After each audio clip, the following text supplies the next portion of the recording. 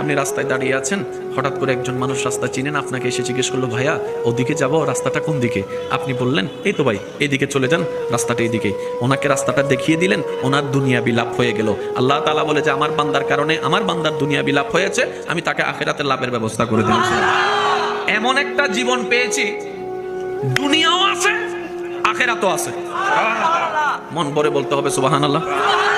এবার বলেন, ব্যায়াম কোথায় দরকার, পরকালে না দুনিয়ায়? জোরে বলতে হবে। শরীরের চিকিৎসা পরকালে না দুনিয়ায়?